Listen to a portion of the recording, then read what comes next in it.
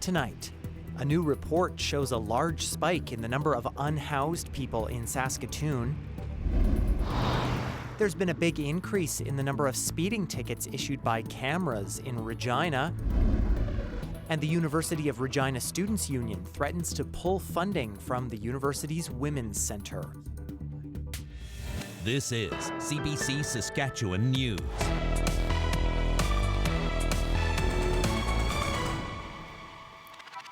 It is Thursday, December 12th, and the CBC Saskatchewan News starts right now. I'm Ethan Williams. Thanks for joining us. The number of unhoused people in Saskatoon has tripled in 2 years. That's according to the latest point-in-time count. It tracks the number of homeless people in the city. And as Jeremy Warren reports, City Council says it has a new plan to help. I mean, it's shocking in one way, but also not surprising. Anybody who has been living in our city for the last few years, has been able to see how much the situation on the ground has changed. That's how Saskatoon Mayor Cynthia Block describes the results of this year's point-in-time count. It's a snapshot of homelessness across the city. Volunteers counted more than 1,500 unhoused people in Saskatoon on a single day in October. That's triple the number compared to the last count 2 years ago. Municipalities are really on the front lines of this crisis, but we don't have the tools to be able to solve it alone. We need that partnership from the federal and provincial government if we're going to make change. And I hope that those numbers will help to underscore that urgency for other orders of government. Thursday began with an extreme cold warning in Saskatoon. For unhoused people, it's difficult to find relief from the harsh weather. Throughout the day, I'm just basically outside, go to the library, warm up, wherever there's warm-up locations. Yeah. The city hopes its new homelessness and encampment plan will make a difference. Council approved the plan at a special meeting on Thursday. It comes with $4.5 million in federal funding. The city will use that to build a new 30-unit supported living complex and help pay for a permanent emergency shelter. Those will make a small dent in this number once they're open, but they will provide, safe places. The supportive housing is really trying to provide, and it will be a limited number of units, but it is trying to provide that longer term option for someone to have stable housing. And that is ultimately what we need to do instead of continuing to add shelter beds. Saskatoon is not the only city dealing with a housing crisis. A similar count was conducted in Regina. Those results are expected next week. Jeremy Warren, CBC News, Saskatoon. And housing is also an issue outside of the cities as well. One family living in a remote community in Saskatchewan has been camping on their land since a fire destroyed their home months ago. The situation has now become dangerous as temperatures plunge. Alex Saladuka has more. The heat can't keep up with the cold because it's still cold in here. This is how one family has been living on a Cree nation in northern Saskatchewan since July. Elders Marianne and Gordon Ballantyne haven't had power or running water since their house burned to the ground in the summer. Their granddaughter says they had about 20 family members living with them at the time because of a local housing crisis. When snow fell and temperatures dropped drastically, she started to worry. You've done so much for the community, you've helped so much people, and here you are homeless, and I couldn't imagine the feeling, My worst fear is one of them waking up in the morning and in one of the tents somebody isn't responding, it takes one night, to freeze to death, and that is a possibility. So they kind of just have the trailer and their tents just kind of all surrounded, and it's really scary to think that they're homeless right now in the middle of basically nowhere. I stood back for a very long time, and it took that video for me to say no more.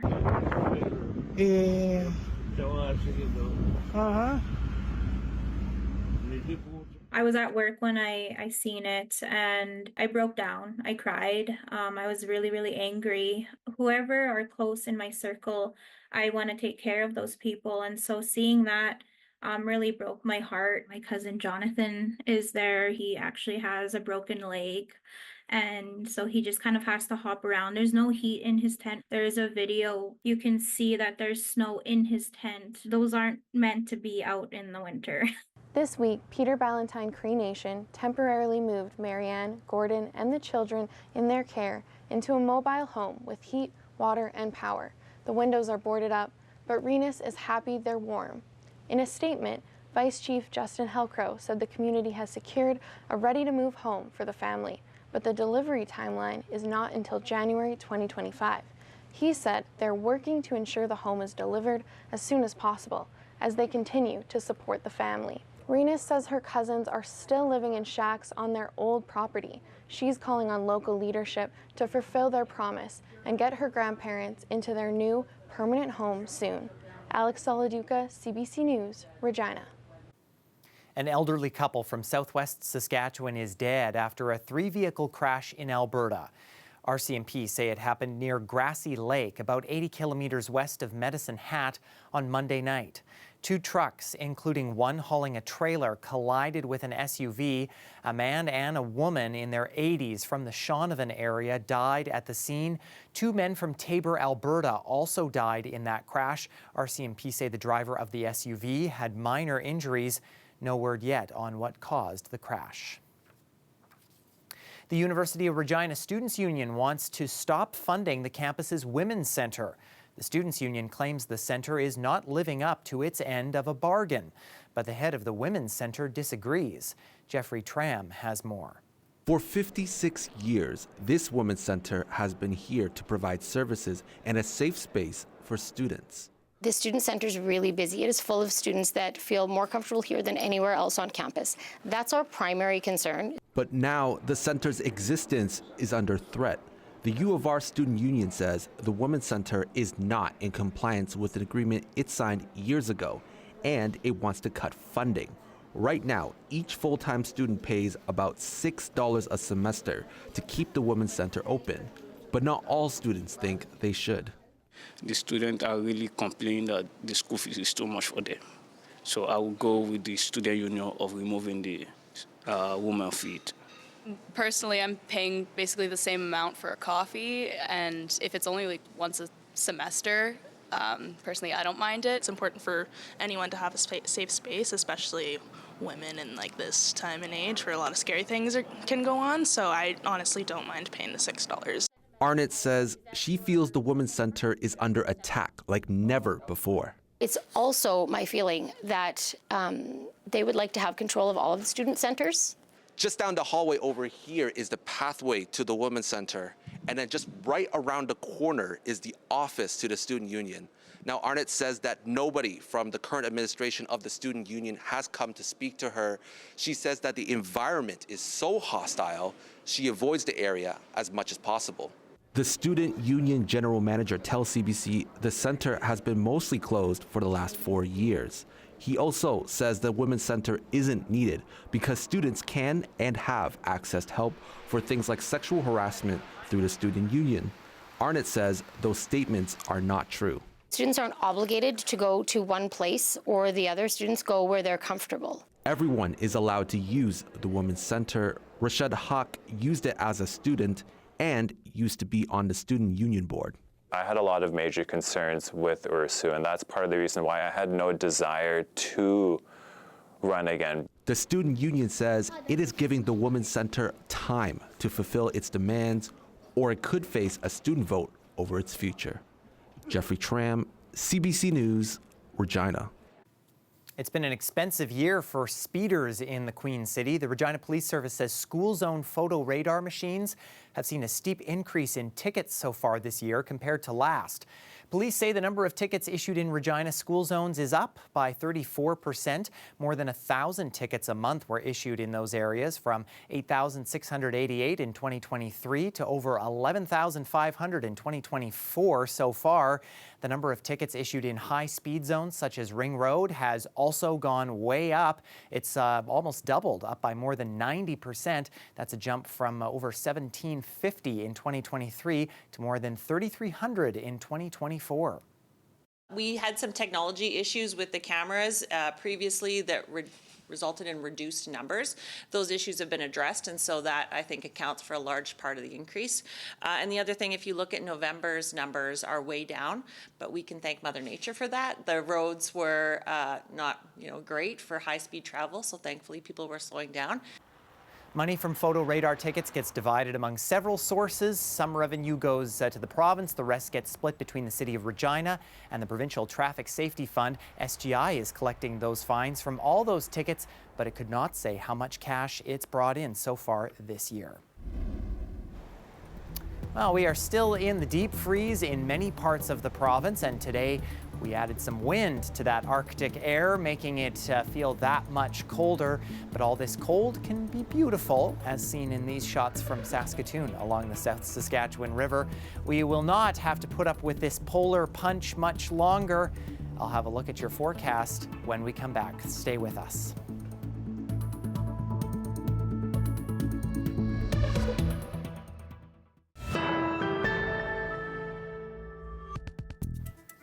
U.S. President-elect Donald Trump seems to have a new fixation, repeatedly mocking this country and Prime Minister Justin Trudeau.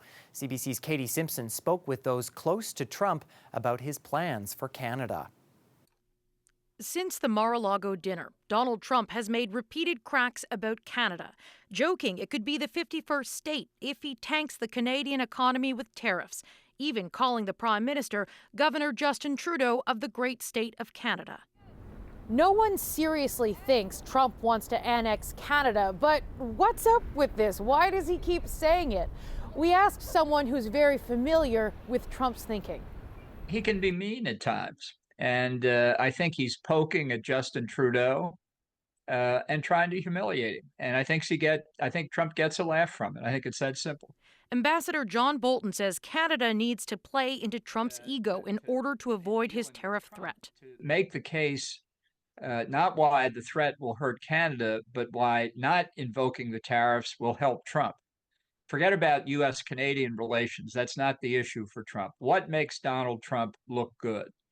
Trump's comments are getting some laughs on Capitol Hill. I wouldn't want a 51st state if they're just going to vote for Democrats.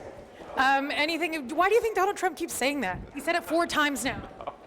I don't know. Jokes aside, the tariff threat is seen as very real. Oh, I think he's serious about it, for sure. Republican Senator Kevin Cramer urged Ottawa to meet Trump's demands to curb the flow of migrants and illegal drugs into the U.S. We just need to get compliance, and then we'll be fine. So did Texas Republican Senator James Lankford. And if there's not solutions, yes, tariffs are in his back pocket. And Trump's incoming energy czar, North Dakota Governor Doug Burgum. Make sure that we're stopping the flow of fentanyl from the Canadian border as well. Is that a big concern for you? 10% of the illegals are coming from Canada. Canada is preparing to spend $1 billion to improve border security and plan to telegraph the changes to Trump in the hopes it will satisfy the incoming president. Katie Simpson, CBC News, Washington. Meanwhile, Saskatchewan's premier is responding to comments his Ontario counterpart made about Trump's tariff threats. Ontario Premier Doug Ford says his government is prepared to do whatever is needed to combat sanctions imposed by Trump. Ford has repeatedly said cutting off Ontario energy exports to the U.S. was on the table. Today, CBC's Adam Hunter asked Premier Scott Moe about Ford's comments. Premier Ford can say what he wants to say as Premier of Ontario. What we're looking at is, how do we advance the conversation to get to a better place for the relationship that we have with the U.S., which is significant. About 55% of our exports find their way to the U.S.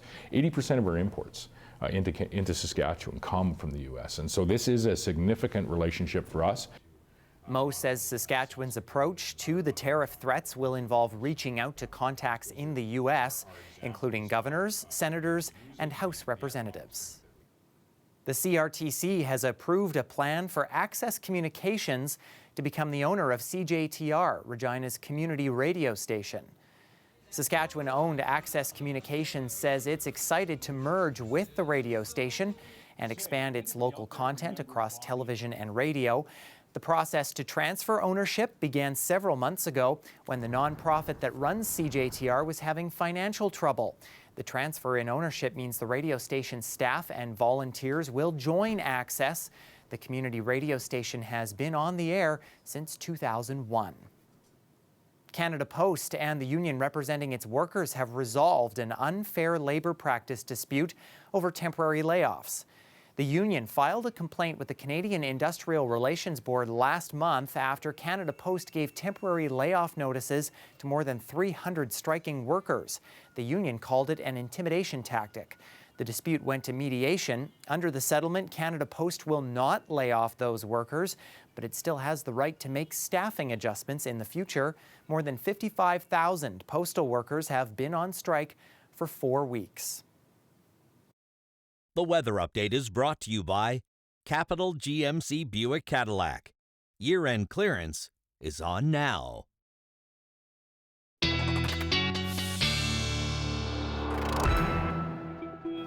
Well, the deep freeze continues across many parts of our province, including in Regina, where we have frigid conditions continuing through the overnight hours. Certainly last night for sure, as we went Wednesday night into Thursday, and many other locations across our province. Looking at some pretty cold wake-up temperatures Thursday as well. Some minus 40s being reported there in far northern Saskatchewan, feeling like minus 50 with the wind chill in Stony Rapids. Some of these places were the coldest locations in the entire country this morning. That's not necessarily an easy thing to do when we get to this time of year and have so much of northern Canada that is normally reporting much colder temperatures. Even places like Prince Albert and Melfort, those were near record lows with some very cold wind chills, and including tonight, we will see another chilly one through portions of east central Saskatchewan, or for at least part of the night, with temperatures minus 25 to 30. Wind chills backing off a little bit, but still frigid at times. Again, a sharp spread in temperatures across the province, though. Almost 30 degrees that way across, you look at Maple Creek in southwestern Saskatchewan, hitting minus 3. Again, not getting above the minus 30 mark in Collins Bay. Little bit of snow making its way through western sections of the province. That's what kept temperatures elevated there again today. Clear skies fed by high pressure in eastern Saskatchewan, but that high pressure is quickly moving out, and what that means is that we'll get some cloud cover, but it means an end overnight Thursday into Friday to those very frigid conditions. A little bit of snow moving through northern Saskatchewan, but other than that, things remaining fairly quiet weather-wise. Mostly cloudy day for many of us tomorrow, with maybe some lingering flurries in the north.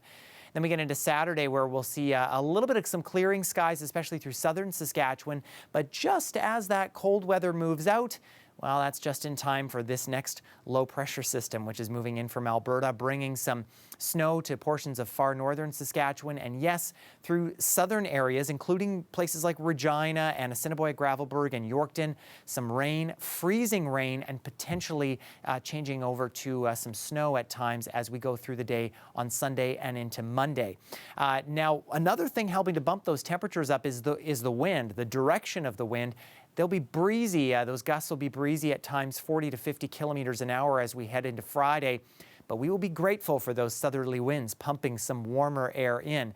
And of course, as I mentioned, that area of high pressure starts moving out. That moves that parcel of frigid air out of the way. And again, a more Pacific flow to the air means warmer temperatures are in store. That means that tomorrow for Regina, for Friday, we're looking at about seasonal, at least for our daytime high, above seasonal for the overnight low. That system moves in Sunday. I've put 2 to 4 millimeters or centimeters. Again, freezing rain likely possible there with that system. Saskatoon, that one is not so much a concern for you. After we get through the warm-up, we do see a little bit of a drop down in temperatures again below seasonal, but things evening out somewhat in terms of our temperatures as we get closer to the holiday season. Well, Regina's Frost Festival is returning in the new year, but there will be some changes this time around. The festival will run from January 30th to February 2nd, so 4 days total instead of the usual 10. And there will be 3 hubs instead of 4, with Real District no longer hosting its own hub. Victoria Park will become a central hub with some activities that were located at Real District. There will also be activities at the Warehouse District and in Wascana Park. New this year is a 2-day snowboarding demo and competition featuring top riders from across the country. Stay with us. We have more news coming up after the break.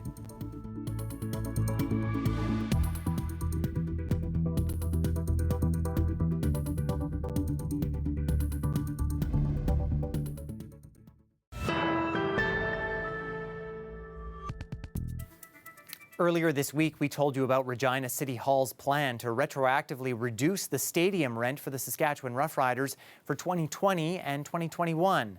That's because the CFL season was cancelled in 2020 and shortened in 2021, and that negatively impacted the team's profits. Today, Mayor Chad Baczynski explained council's reasonings in a chat with the Morning Edition's Stephanie Langenegger. I have a lot of experience with those contracts in the past, and I know how they can go. And at the end of the day, you really want to avoid litigation. That's not a place you want to be. It takes the negotiation out of your hands at that point. Seeing where we got to with that and understanding the report and where administration went with with those conversations, I really feel that was our best mitigation and risk strategy to move forward from that. So the team owed the city $3.5 million or so, and the city said that 1.33 million of that you don't have to pay. About a third, yeah. And what's the argument in layman's terms as to why the riders would have had a suit that was? So in a contract, there's things that are essentially out of their control. So in this case, there's global pandemic, like a global pandemic, for example. Yeah. And so, really, they came back. The initial ask, right, was at $3.5 million ish. But really, what we went back as a city and said, well, hold on a second. Were there things that you were able to do and parts of that facility you were able to use? So that was the negotiation, is to go back and forth to say what could you and could you not do? How are you truly impacted, and where did that dollar play?